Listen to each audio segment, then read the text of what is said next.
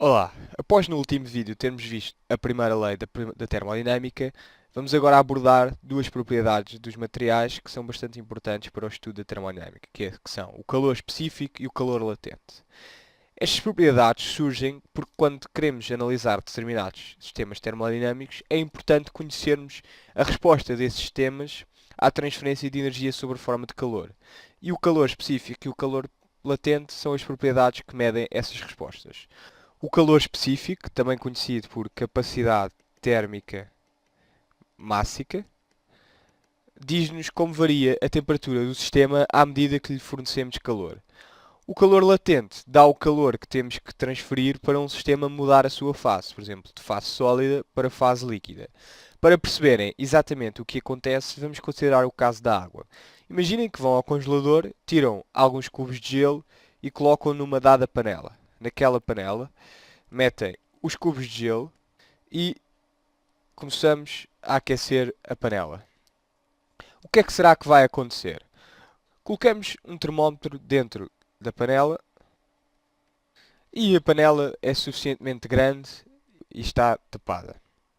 Como não há trabalho realizado pelo sistema e sobre o sistema, a primeira lei diz-nos que ΔQ é igual a ΔU mais ΔW, isto é zero, portanto, ΔQ é igual a ΔU. Vamos supor que a quantidade de calor transferido é proporcional ao tempo de aquecimento, ou seja, que a taxa temporal de calor transferido, a potência, é constante. Desenhamos um gráfico no qual representamos a temperatura em graus Celsius em função do tempo de aquecimento, que é proporcional ao calor transferido. Experimentalmente verifica-se que o comportamento é linear até a temperatura chegar a 0 graus Celsius, a partir do qual a temperatura se mantém constante por um dado pedaço de tempo. Ou seja, aqui temos gelo, temperatura 0 graus é a temperatura de fusão, é quando se dá a mudança de fase, em que temos gelo mais água, no qual a temperatura não muda. Depois, a temperatura volta a subir até que atinge os 100 graus, que é a temperatura de ebulição, 100 graus, em que temos um novo patamar. Aqui temos apenas água, aqui temos água mais vapor. É quando se dá esta mudança de fase. Os patamares, como eu vos disse, correspondem às transições de fase durante as quais a temperatura não varia. A ebulição também se chama por vezes vaporização, são sinónimos, mas não confundam nenhum destes conceitos com o conceito de evaporação.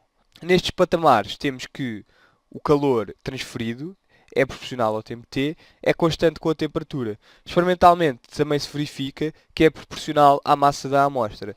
Logo, nestes patamares temos que ΔQ é m vezes lambda, em que lambda é o chamado calor latente, que é uma propriedade que nos diz basicamente a energia que é necessária transferir por quilograma de material sob a forma de calor para termos uma mudança de fase. É uma característica do material e da transição de fase em questão.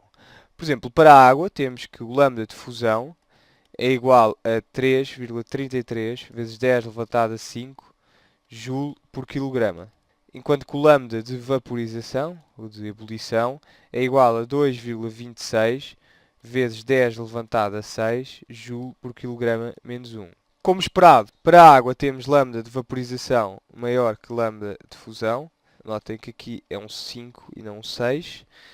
O que seria de esperar, pois o patamar da vaporização é maior que o patamar da fusão. Isto é, precisamos de fornecer mais energia sob a forma de calor para se dar a vaporização do que para se dar a fusão na mesma massa de água.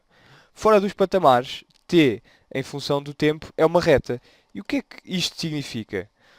Ora bem, neste caso significa que podemos escrever que ΔQ é igual a Cp ΔT, ou seja, o calor é proporcional à temperatura. A relação é linear. Cp é a capacidade térmica.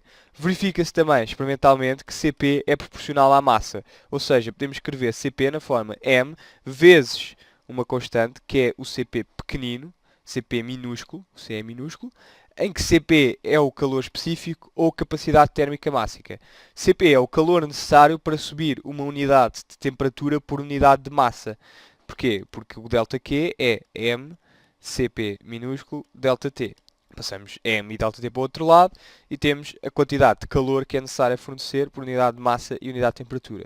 Para a água, Cp não é mais do que 4180 Joule por quilograma por Kelvin, o que significa que são necessários 4180 joules para elevar a temperatura de 1 kg de água em 1 Kelvin. Também podemos expressar isto por graus Celsius, em vez de ser por Kelvin, porque a variação de 1 grau Celsius é igual à variação de 1 grau Kelvin. Para a água temos que Cp da água maior que Cp gelo maior que Cp vapor. O Cp de vapor é o mais pequeno deles todos, porque o declive do gráfico é proporcional a 1 sobre Cp. Porquê? Porque o calor é proporcional ao tempo que está no eixo do x e a temperatura em y. Ou seja, os declives seguem a ordem inversa. Concluímos assim que a resposta de um sistema ao fornecimento de calor varia com a fase do sistema em questão.